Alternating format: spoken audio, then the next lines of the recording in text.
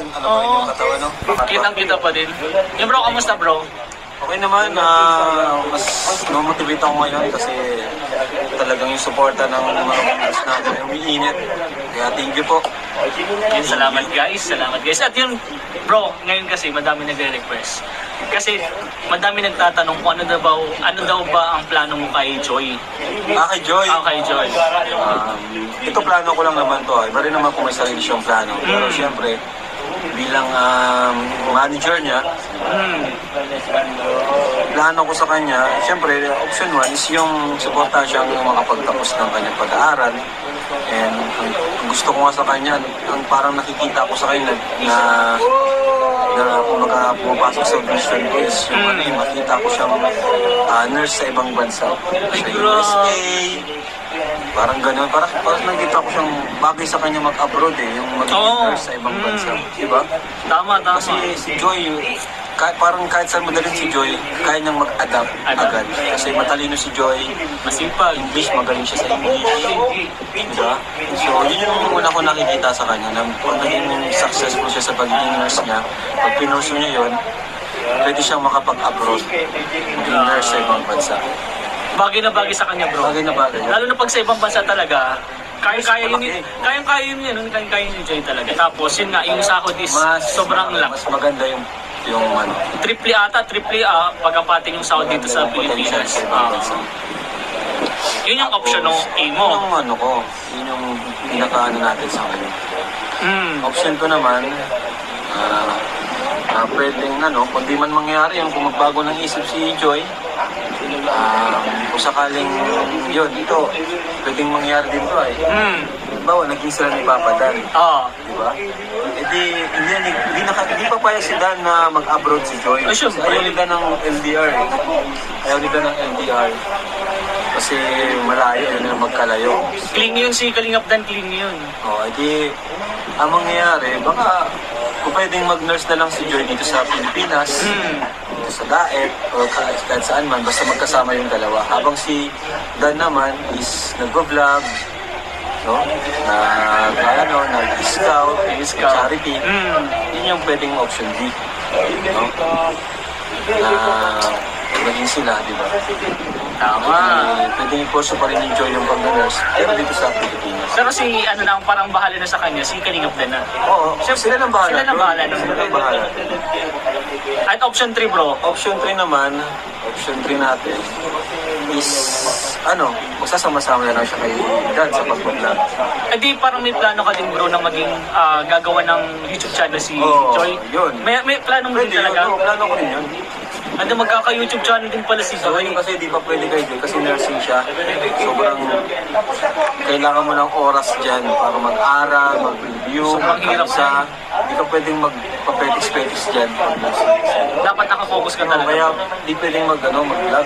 Kasi kung mag-vlog ka, hindi mo ka na lang mag-aral. Diba? Kung nursing, o kaya mag-shift ka ng course. Relax lang na kurso. Nurse kasi talaga sobrang hirap niyan. Madaming komplikado masyado yung kailangan mo dun. Kaya yun, ngayon, ginagawa niya na YouTube account. Kasi okay naman ang dami naman sumusuporta sa kanya. Nandiyan mo yung Dan Joy. Diba? Binibigay ako sa kanya.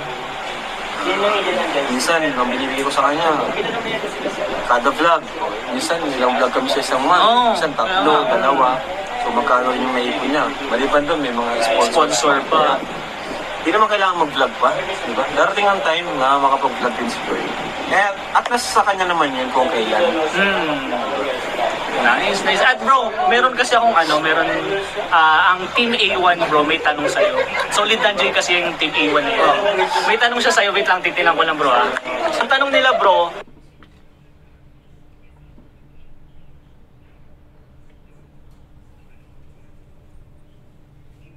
kapag ba naging sila ni Joy at Lida naging sila, so supportahan mo pa daw ba si Joy sa financial, sa scholar ng Team Kalingap? Or si Kalingap Dan na yung bahala doon sa financial na yun? Diyan kasi sa bagay na yan, kapag, di ba, nasa rules naman natin, pinagbabawal talaga natin yung pag-relasyon pa habang nag-aaral. no? Makapag-focus sa pag-aaral. And ano naman, kumbaga, yun yung rule na dapat talaga sundin. Hanggat maaari, focus tayo sa pag-aaral. So marami na nag-fail dyan, pero until now, tinutulungan pa rin natin. Oo nga. Nagkaanak pa. Pabahay pa na. Dire-diretso pa yung pabahay. Sa akin naman, kung sakaling hindi nila masunod yun na diba, nagka-boyfriend. Basta para sa akin, ipakita lang na yung grades is okay, hindi nakabala yung pag-aaral, okay yung pag-aaral, and wag mabubuntis. Yan. Hanggat okay siya, okay pag-aaral, okay siya sa ano, walang problema. Walang problema sa akin. Tutulungan ko pa rin. Tulungan mo pa rin siya.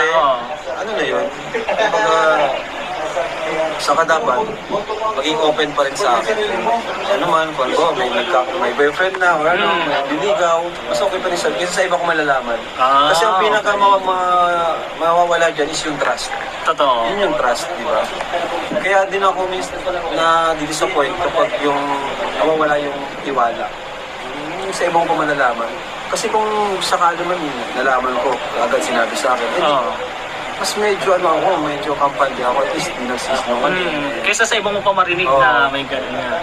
And yun nga, tutulong pa rin naman ako, basta deserve pa rin niyang matulungan. Ganun lang naman yan, kung deserve ka pa rin matulungan, tutulungan pa rin kita. Pero bro, ang tinatanong kasi nila bro, yung pag-aaral mo, yung grades mo, tutulong pa rin. Pero kung si Kalingap Dan yung maging shota niya? Yan.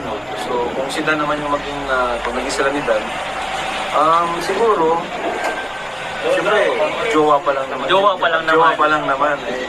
Hindi naman porke jowa mo na is i-take advantage mo na. Yan. Kaya lang mga isang tao na porke may pera is i-aasam na lang sa akin. Siyempre si Joy, kilala ko si Joy. May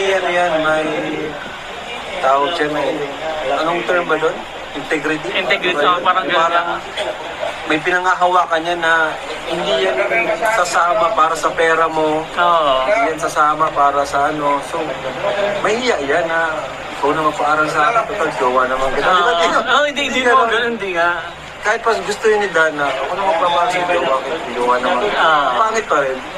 So, sa tingin ko hindi mangyayari yun na kung maging sila, is sila na magpapaaral. Hindi mangyayari kasi hindi pa payag si Joy yun. So, ako pa rin yung tutulong sa kanya. As long as, yun nga, masunod din Joy yung... As long as deserve pa rin niya, masunod pa rin niya yung standard natin na yung grades is okay, di ba? Open sa'yo.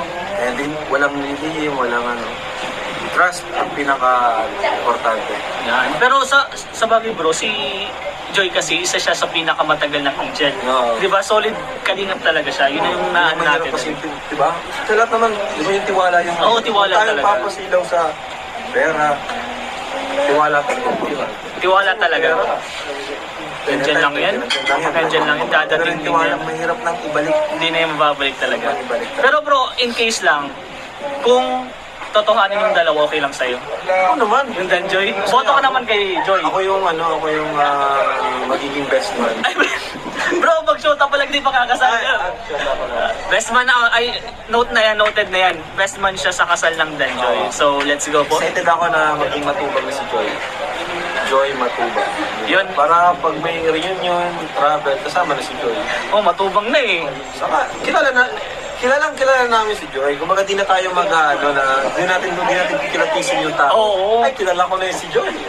Bro, kilala na ng buong halos buong pamilya ni Dan. Yung si Joy. Kaya kung magiging sila naman, yun, proud kami sa inyo at syempre masaya kami para sa inyo. Sana. At yun sila na. Bro, hindi nag-aamin. Kahit inong piga ko, pero hindi na-aamin, isa ba yun? Sa tingin ko, di yan na-aamin. Hindi yan na-aamin. Soon siguro, hindi natin alam. Pero abangan natin yan. Pag-graduate na. Abangan natin yan. Siyempre, ikaw sasabihin una nyo, bro. Ngayon kasi, siyempre, nag-aaral pa si Joy. Abangan natin yung mga Kalingap.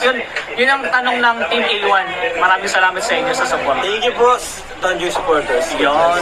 At yun po, siyempre, huwag niyo pong kalimutang supportahan. Kalingap Rob. Yes. Kuya Paul Santos Matubang, Ate Elina, Jack, K-Boys po at buong Team Kalingap po, supportan po natin. At siyempre, One Kalingap.